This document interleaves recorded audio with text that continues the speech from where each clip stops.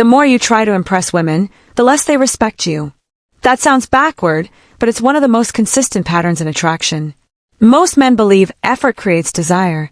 So they talk more, text faster, explain themselves, compliment more, and try harder to stand out. What they don't realize is that this behavior quietly signals insecurity. It communicates that her approval matters more than their own self-respect. And once that signal is sent, attraction starts to fade. Now think about the men women actually chase. They're not rude, they're not cold, and they're definitely not trying to play games. They're simply not overinvested. They don't perform for attention. They don't reshape themselves to be liked. They show up as they are, and they're okay with being accepted or rejected. That emotional independence changes everything. When a man isn't trying to impress, he comes across as grounded. When he isn't chasing validation, he appears confident. And when he isn't afraid of losing someone, he becomes far more attractive to them.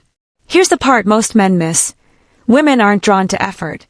They're drawn to stability. They're drawn to emotional control. They're drawn to men who seem centered in their own life, not orbiting someone else's approval. Trying harder doesn't raise your value. It often lowers it. Because attraction isn't about proving yourself, it's about signaling that you already know who you are.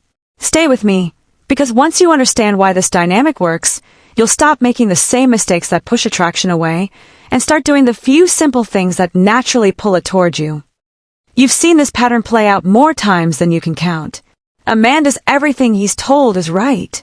He's polite. He responds immediately. He checks in. He compliments her looks, her personality, her smile. He tries to be funny. He tries to be interesting. He makes himself fully available, believing that consistency and effort will eventually win her over. At first, it seems to work. She responds. She engages. But slowly, the energy shifts. Replies take longer. Conversations feel flatter.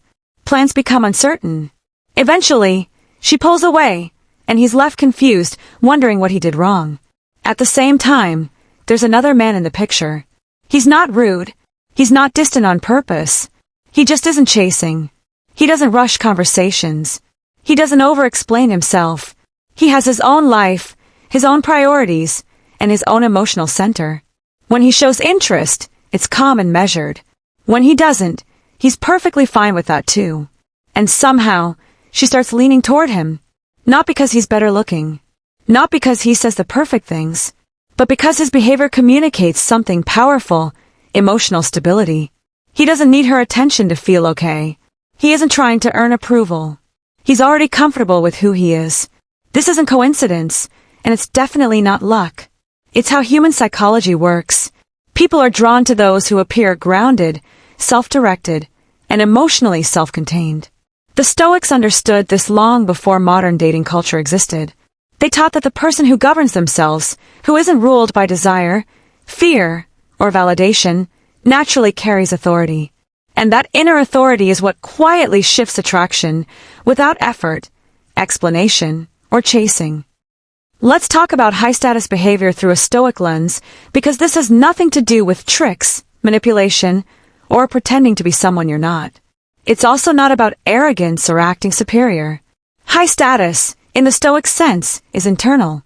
It's about inner authority, the kind that comes from self-control, self-respect, and emotional discipline. These behaviors don't try to force attraction. They allow it to happen naturally. Here are 5 core behaviors that quietly shift how women respond to you. The first is emotional control. High-status men don't react impulsively to situations that would normally trigger insecurity. They don't argue emotionally when they feel challenged. They don't rush to defend themselves. And they don't over-explain their intentions in an attempt to be understood or approved of. When something doesn't go their way, they stay composed. Epictetus taught that improvement requires accepting discomfort, including being misunderstood. A man who needs constant reassurance or validation gives away his emotional power. A man who can stay calm under pressure communicates strength. Emotional regulation signals safety, leadership, and confidence without a single word being said. Ask yourself honestly, when something feels uncertain, do you respond with intention, or do you react from emotion? The second behavior is comfort with silence. Low-status men fear silence because silence feels like rejection. So they fill space with jokes, stories, explanations, or messages that weren't necessary. High-status men don't do that. They're comfortable letting moments breathe. They pause before speaking. They think before responding. They don't rush to entertain or impress. Silence shows self-trust. It shows that you're not anxious about being liked. And psychologically, silence creates space for curiosity. When you're not constantly trying to control the interaction, the other person starts leaning in to fill the gap. That's where attraction quietly grows. The third behavior is purpose over approval. High-status men build their lives around meaning, not attention.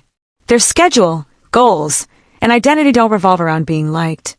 They don't rearrange their values to fit someone else's expectations. And they don't chase validation to feel worthy. Marcus Aurelius repeatedly reminded himself to do what is right regardless of applause. When a man lives by his principles instead of external approval, his identity becomes stable. That stability is felt immediately. Women sense when a man's life has direction and depth beyond the interaction in front of him. The fourth behavior is detachment from outcome. This is where most men struggle the most. High-status men can enjoy conversation, connection, and attraction without clinging to a specific result. They don't mentally plan the future after one good interaction. They don't become anxious about where things are going. They stay present. They're genuinely okay if she stays interested. And they're equally okay if she doesn't. That emotional independence flips the dynamic. When you're not afraid of losing someone, you stop trying to control the situation. And the moment you stop clinging, you become more attractive. The fifth behavior is self-respect and boundaries. High-status men do not tolerate disrespect, mixed signals, or behavior that crosses their standards. They don't argue about boundaries or explain them repeatedly. They state them once through action. And if those boundaries aren't respected, they walk away calmly. No anger. No lectures. No dramatic exits. Stoicism makes this simple. You don't control other people, you control your standards. When you're willing to walk away from what doesn't align with your self-respect, you communicate value. Not loudly, not aggressively, quietly and unmistakably. So ask yourself this final question. When your boundaries are tested, do you walk away calmly, or do you negotiate your self-respect just to keep someone interested? Here's how this actually transforms your life beyond dating and attraction. When you stop chasing attention, something important shifts inside you.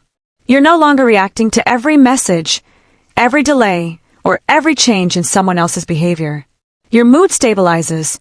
Your thoughts slow down. You stop interpreting silence as rejection and start seeing it for what it usually is, neutral. That calm alone changes how people experience you. You become noticeably calmer in conversations.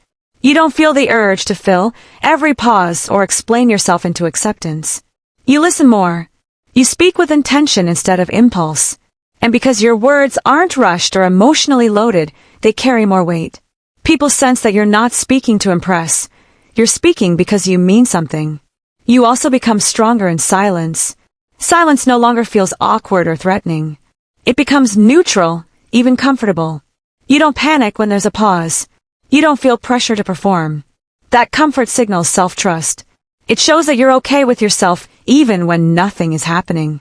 And that quiet confidence changes the dynamic in every interaction. Over time, you become grounded in who you are. Your sense of worth stops depending on how someone else responds to you. You don't need constant reassurance to feel steady. You know where you stand because your identity is rooted in your values, not in someone else's attention. That groundedness shows up everywhere in how you walk, how you speak, and how you make decisions. Now, here's how to apply this starting today, in practical terms. First, slow your responses, not as a tactic, but as a discipline. Before replying, take a moment to check your emotional state. Ask yourself if you're responding because you want to, or because you feel anxious. This pause helps you regain control and prevents reactive communication that lowers your perceived value. Second, speak less, but with intention. You don't need to narrate your thoughts or justify every decision.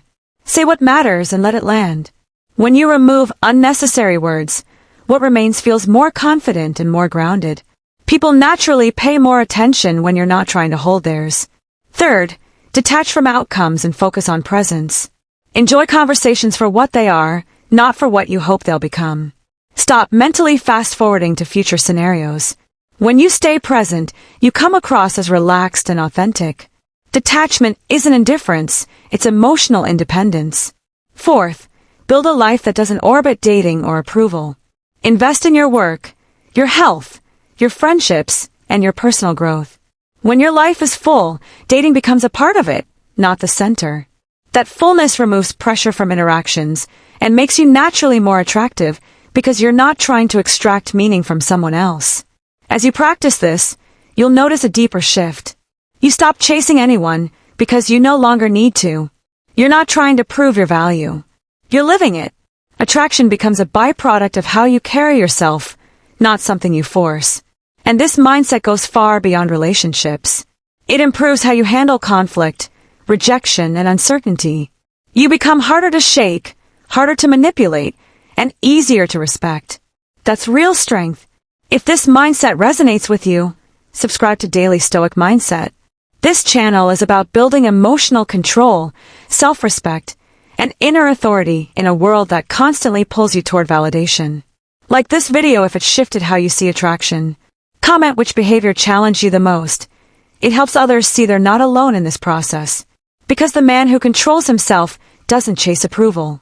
He doesn't need to. He naturally becomes the man others move toward.